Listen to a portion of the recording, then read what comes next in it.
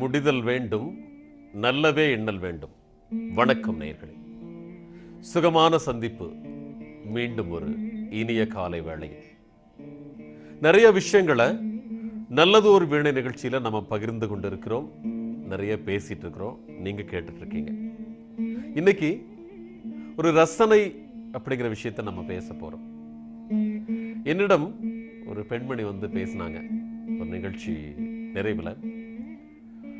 எனக்குன்னு ஒரு நிமிஷம் கூட என்னுடைய வாழ்க்கையில நான் வச்சிட்டதில்லை. அவங்க பேசின வார்த்தைகள் ஒரு 60 வினாடி கூட எனக்கான வினாடியா நான் எடுத்துக்கவே இல்லை. இத்தனை காலகட்டமும் என்னுடைய கணவர் குழந்தைகளுக்காகவே நான் வாழ்ந்துட்டேன்.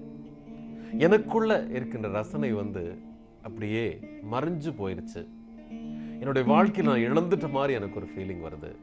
அவங்களுக்கு ஏறக்குறைய ஒரு 60 வயதுக்கு பக்கமா இருக்கிறவங்க அப்படின்னு சொல்லி ஒரு வார்த்தை எனக்கு சொன்னாங்க. அவங்க சொல்லும் பொழுது அவங்களுடைய கண்ணுல நிச்சயம் ஒரு ஏக்கம் இருந்தது, அவங்களுடைய கண்ணுல ஒரு சோகம் இருந்தது, எதையோ தொலைத்து விட்டது போல ஒரு உணர்வு இருந்துச்சு.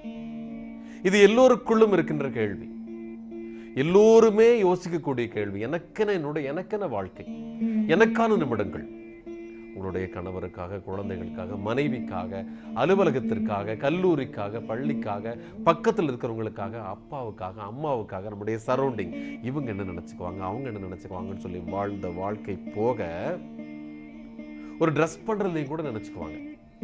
இந்த மாதிரி ஒரு ஷர்ட் போட்டா அவர் என்ன நினைப்பாரு, இன்னைக்கு அந்த ஃபங்க்ஷன் போறோம், அங்க இருக்கிறவங்க என்ன நம்ம யோசிப்பாங்க.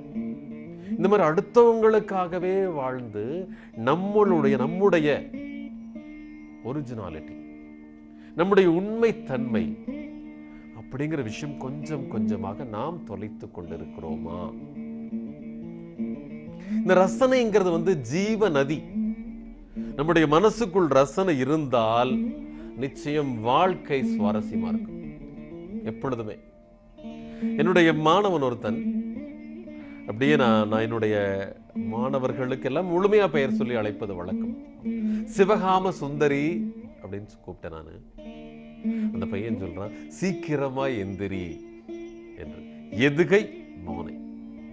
எதுகை மோனை கலந்த அழகான ஒரு அந்த டைமிங். இப்ப எல்லாருமே பள்ளிக்கூடத்துல இருந்த வகுப்பறையில் இருந்த அத்தனை பேரும் சந்தோஷமா சிரிச்சுட்டாங்க. இந்த அம்மா சொன்ன விஷயம் என்னுடைய மனசுக்குள் உறுத்தி கொண்டே இருந்தது. அப்ப ஏன் நீங்க நல்ல இசை கேட்க கூடாது? நம்ம இன்னைக்கு அவசர யுகம், ஓடிக்கொண்டே இருக்கின்ற காலகட்டம். அந்த காலகட்டத்தில் எனக்கான வினாடிகள், இந்த நிமிஷம் வந்து நான் எனக்காக வாழ்கின்றேன் அப்படி நினைக்கும் போது, என்னுடைய நண்பர் ஒருத்தர் சொல்லுவார், எனக்கு TM சௌந்தரராஜனுடைய பாடல்கள் ரொம்ப பிடிக்கும் அப்படின்னு சொல்லிட்டு. எனக்கும் ரொம்ப பிடிக்கும். அந்த பாடல்களை எல்லாம் கேட்கும் பொழுது அப்படியே நமக்காக எழுதி, நம்முடைய சூழல்களுக்கு ஏற்ப நமக்காக எழுதி நமக்காக பாடின மாதிரி ஒரு உணர்வு வரும். கண்ணதாசனுடைய வரிகளை பார்க்கும் பொழுது, கண்ணன் முகம் கண்ட கண்கள் மன்னர் முகம் காண்பதில்லை, கண்ணனுக்கு தந்த உள்ளம் இன்னொருவர் கொள்வதில்லை, கண்ணன் வரும் நாளில் கண்ணி இருப்பேனோ காற்றில் மறைவேனோ, நாடி வரும் கண்ணன் கோலமணி மார்பில் நானே தவழ்ந்திருப்பேன். அப்படியே இளம மஞ்சு மாதிரி மிதக்கின்ற மனசு. ரசிச்சு கேட்டு பாருங்க, இதை விட ஒரு பெரிய காதல் இருக்கா என்ன? அற்புதமான காதல் இல்லையா? கண்ணன் முகம் கண்ட கண்கள் மன்னர் முகம் காண்பதில்லை. அப்ப அந்த சூழல்ல பாடலை கேட்கும் பொழுது, ஒரு காதல் வயப்பட்டவர்களுக்கு, நீங்க 20ஆக இருந்தாலும் சரி, 40ஆக இருந்தாலும் சரி, 60ஆக இருந்தாலும் சரி, இந்த காதல் வயப்பட்ட இதயங்கள் இந்த பாட்டை கேட்கும் பொழுது நிஜமாவே இந்த தருணங்கள் நமக்கான. மெல்லிசா ஒரு அழகான ஒரு மலர் மேல தென்றல் வந்து மோதிட்டு போகும்போது எவ்வளவு சுகம் இருக்கும். தென்றலின் கையை பிடித்து கொண்டு நந்தவனத்தில் நடந்து போனா எப்படி இருக்கும் அந்த ஒரு சுகம். வீணையின் நரம்பை அப்படியே விரல் கொண்டு மீட்டும் பொழுது அந்த கானம் புறப்பட்டு வரும் இல்லையா? அந்த சுகம் அந்த பாடலுக்கு உண்டு. அப்போ அந்த கணம் நாம் மறந்து போயிடும். ரசனை உள்ளவர்கள் நான் சொன்னது, அந்த கணம் மறந்து போயிட்டு, நம்முடைய அத்தனை செயலும் மறந்து போயிட்டு அந்த பாடலில் ஒன்றி போகுதல்லவா? அந்த நிமிஷம் உங்களுக்கானது, அந்த வினாடிகள் உங்களுக்கானது. பெரிய பெரிய அறிஞர்களா சொல்லியிருக்காங்க, நிமிடங்களில் நொடிகளில் வாழ்கின்றவர்கள் சொல்லி. பெரிய பெரிய அறிஞர்கள், கவிஞர்கள் எல்லாமே சொல்லியிருக்காங்க, அந்த நிமிடங்களில் வாழ பழகுங்கள் சொல்லிட்டு. அந்த நொடிகளில் வாழுங்கள். இந்த நொடி, இந்த நிமிடத்தை சந்தோஷமாக இருங்கள். இது எனக்கானதுன்னு தனியா நேரம் ஒதுக்க வேண்டாம். நீங்க தான் உங்களுக்கான நேரத்தை ஒதுக்கிக்கணும். உங்களுக்கு பிடித்த பாடல்களை கேளுங்கள். உங்களுக்கு பிடித்த புத்தகங்களை படியுங்கள். புத்தகங்கள் அருமையான தோழர்கள், தோழிகள் சொல்லுவாங்க. இந்த மாதிரி பாடல்கள், அதாவது ஒரு சில பாடல்கள் நிறைய பேருடைய வாழ்க்கையில் மாற்றம் உண்டு பண்ணியிருக்கிறது. சிவகாமியின் செல்வன் படத்துல MS விஸ்வநாதன் ஐயா அவர்கள் பாடின ஒரு பாடல் இருக்கு. அருமையான பாடல். எதற்கும் ஒரு காலம் உண்டு பொறுத்திரு மகளே, இன்பத்திலும் துன்பத்திலும் சிரித்திரு மகளேங்கிற ஒரு பாடல். நாங்க ஒரு நிகழ்ச்சியில் அந்த பாடலை ஒலிபரப்பு பண்ணியிருந்தோம். அந்த பாடலை கேட்டு மனம் மாறியதாக தற்கொலை செய்ய போலான்னு நினைச்சிருந்த ஒரு பெண்மணி, உண்மையான விஷயம் நான் சொல்றது, ஒரு பெண்மணி ஒரு நீண்ட கடிதம் எழுதியிருந்தாங்க. அந்த கடிதத்துல இந்த பாடலை கேட்ட பிறகு என்னுடைய மனசு மாறி போயிடுச்சு.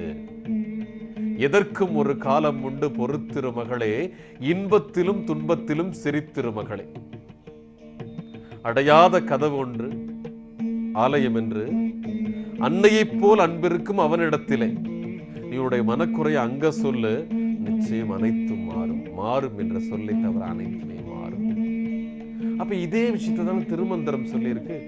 யாவருக்குமாம் ஒரு வாயுரை.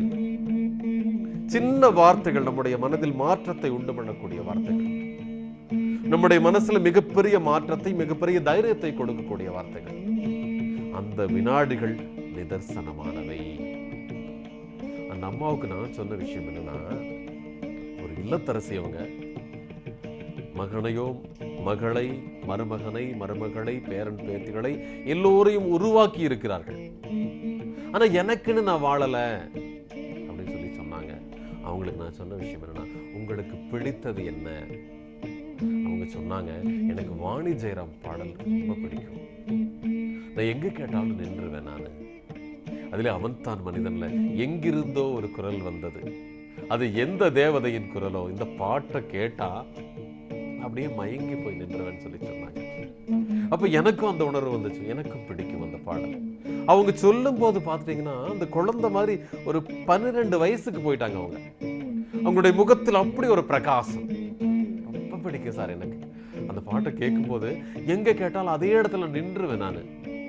அப்ப நான் சொன்னேன், அம்மா அந்த பாடலை கேளுங்க.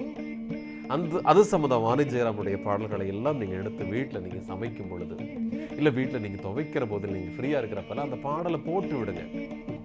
போட்டு விட்டுட்டு அந்த பாடல் அது பாட்டுக்கு ஒலிக்கட்டும். நீங்க உங்களுடைய வேலை செஞ்சுட்டே இருங்க. அந்த தேவாமிர்தம் உங்களுடைய காதுகளின் வழியே இறங்கி உங்களுடைய இதயத்தில் நிறையும். அப்படி நிறையும் பொழுது இப்ப உங்களுடைய முகத்தில் நான் ஒரு புன்னகை பார்த்தேன் இல்லையா, அதே புன்னகை இருக்கும் உங்களுக்கு. நிச்சயமாக அந்த புன்னகை திரும்பவும் வரும் உங்களுக்கு. அந்த நிமிடங்கள் எல்லாமே உங்களை சேர்ந்தது. இப்ப பேரங்கிட்டு இருக்கீங்க, பேத்தி கூட இருக்கீங்க, அதுவும் சந்தோஷம். ஆனா நான் கடந்து வந்து விட்ட பிறகு, நான் கடந்து வந்த பாதை, ஒருத்தர் சொல்லுவாங்க இல்லையா, வேலை வேலை வேலை வேலை பார்த்துட்டே இருக்கிற, எனக்கு ஒரு ரிலாக்ஸேஷனே இல்லை அப்படின்னு சொல்லி. அந்த ரிலாக்ஸேஷன்ங்கிற விஷயமே எனக்கான வினாடிகள். ஒரு சிலர் பார்த்துருக்கீங்களா நீங்க, காஃபி குடிக்கும் போது உலகத்தில் இருக்கிற அத்தனை வேலை மறந்து போயிடுவாங்க. அந்த காஃபி குடிக்கிறது மட்டுமே ஒரு பெரிய கடனா. ஒரு தேநீரை பத்தி கூட நிறைய புத்தகம் வந்திருக்கு. அந்த தேநீர் குடிக்கிறது எப்படின்னு சொல்லி கூட வந்திருக்கு நினைக்கிறேன். அந்த காஃபி குடிக்கும் பொழுது ரசிச்சு, கண்ணை மூடி ரொம்ப ரசிச்சு ஒவ்வொரு சிப்பா குடிப்பாங்க. எனக்கு தெரிஞ்ச ஒரு சகோதரி இருக்காங்க, அவங்களுக்கு காஃபி ரொம்ப பிடிக்கும். அந்த காஃபியை குடிக்கும் பொழுதே அந்த 2 நிமிஷம் 3 நிமிஷம் காஃபி குடிக்கிறாங்கன்னா அந்த காஃபியில் கரைஞ்சு போயிடுவாங்க. அதுதாங்க வாழ்க்கை. அந்த கணம் சந்தோஷம். சின்னஞ்சிறு கூட்டுக்குள்ளே சொர்க்கம் இருக்கு, சின்ன சின்ன அன்பில் தானே ஜீவன் இன்னும் இருக்கு. உங்களுக்கு பிடித்த சின்ன விஷயங்களை பண்ணி பாருங்க. கொற்ற மழையில ஐஸ்கிரீம் சாப்பிட ஆசைப்படுவாங்க ஒருத்தங்க. அப்போ இந்த கொற்ற மழையில அப்படியே அந்த மலையோரம் நின்று மலையில நனைஞ்சிட்டா இல்ல நனையாம அந்த மலையை பார்த்துட்டான்னு தெரியல, சின்ன ஒரு ஸ்பூன்ல ஐஸ்கிரீம் எடுத்து சாப்பிட்டு அந்த வானத்தையும் பூமியையும் இணைக்கிறது ஒரு நீண்ட கோடு. சட சட சட சடன்னு மழை பெய்யுது இல்லையா, அது நீண்ட கோடு. அதை பார்த்து ரசித்து கொண்டே சாப்பிடும் பொழுது வாழ்க்கையில் சுவாரஸ்யங்கள் நிறைய இருக்குது. வாழ்க்கையில் ரசிக்க நிறைய விஷயங்கள் இருக்குது. அதை எல்லாம் விட்டுட்டு தான் நம்ம ஓடிக்கொண்டே இருக்கிறோம். சந்தோஷம் எங்க இருக்குன்னு சொல்லி தெரியாம சின்ன சின்ன விஷயங்களில் வாழ்க்கை சுவாரஸ்யங்களை வைத்திருக்கிறது, சந்தோஷத்தை வைத்திருக்கிறது. இதுல நிறைவா என்ன சொல்றேன்னா, சந்தோஷத்தில் பெரிய சந்தோஷமே அடுத்தவர்களை சந்தோஷப்படுத்தி பார்ப்பது. அதை செஞ்சு பாருங்க. உங்களுக்கு பிடித்த சின்ன சின்ன விஷயங்களை உங்களுக்காக மட்டும், உங்களுக்கு பிடித்த கலர்ல ஒரு புடவை கட்டுறது, உங்களுக்கு பிடித்த ஸ்லிப்பர் வாங்குறது, உங்களுக்கு பிடிச்சதா ஒரு நாள் சமைச்சு உங்களுக்காக பிடிச்சதா சமைத்து சாப்பிடுவது, இந்த மணித்துளிகள் எனக்கானவைன்னு சொல்லிட்டு நிம்மதியாக இருப்பது செஞ்சு பாருங்க. நிச்சயம் வாழ்க்கை வெற்றி பக்கத்தை உங்களை நோக்கி திருப்பும் என்று சொல்லி நிகழ்ச்சியில் உங்களிடமிருந்து வணக்கம் கூறி விடைபெறுகிறேன். நன்றி, வணக்கம்.